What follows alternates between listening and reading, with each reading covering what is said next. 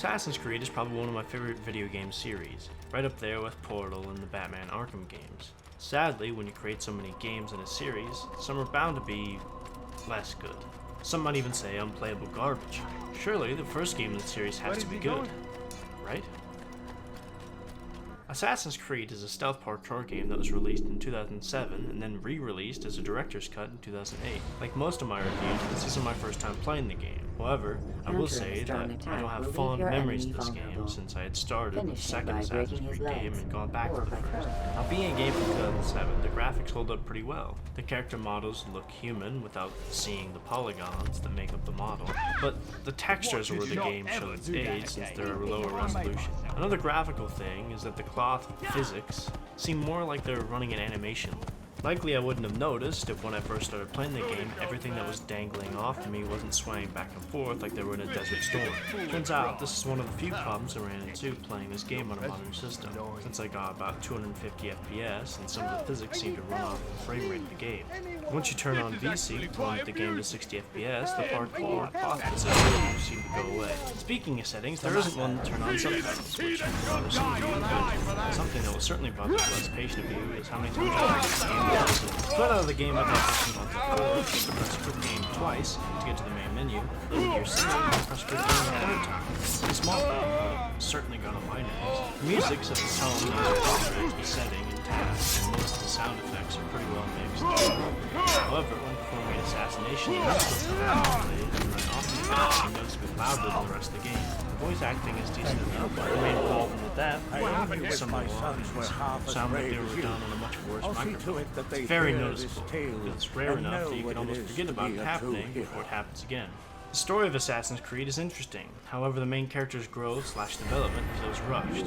Altair goes from an arrogant know-it-all, who doesn't listen to the rules, to an outstanding assassin and citizen from one mission to the next.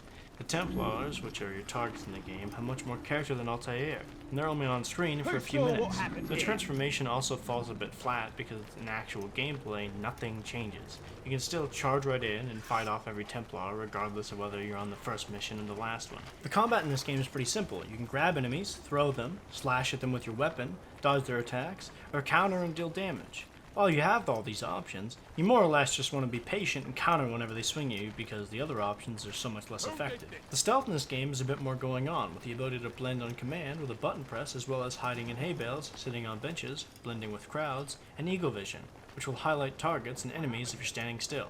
However, I only found myself using eagle vision during one mission when the targets look exactly the same as other NPCs, and you have to choose the right one. Using your other stealth abilities, you can get close to your target and perform an assassination. There's only one attack while staying stealthy, which is to walk up and stab them. And most of the time, you're going to have to run away after you stab them, as there isn't any way to hide the bodies. Which brings us to one of the selling points of the game. The parkour isn't so straightforward as to just hold a button and climb up. You will often have to navigate around obstacles to get to the rooftops of buildings. There aren't enough that it gets obnoxious to use, but it's enough to keep your eyes from glazing over. The parkour is a bit slow, but the buildings are short enough that it's less of a problem. The first Assassin's Creed game follows the same mission loop through its entirety. You go to a new area, having to walk through a confusing mountain, maze like 2 or 3 of the same investigation missions, and then you unlock the main assassination. The main assassinations are very difficult. The prep work feels almost like the same. The investigation missions feel like filler, and if you just listen to what the dialogue actually says, then you can get some useful information out of it. But unless you listen, it'll have very little effect on the main mission. While the game does try to make them less repetitive by slowly introducing new missions, there are still only about 10 to do.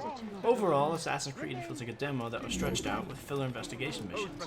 The story is okay and the gameplay is fun, but limited. This game sets up a foundation for a fantastic series that will be very much changed and evolved from what's here. If you don't mind dealing with the problems of playing an old port of a console game, such as never alt-tabbing or being forced to play windowed mode, making extra sure you want to quit the game, turning on VSync so the physics don't break down, and mapping the keys, it may just be worth your time to see where the series started.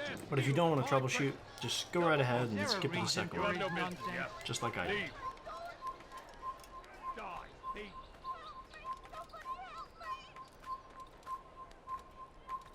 Assassin! Kill him!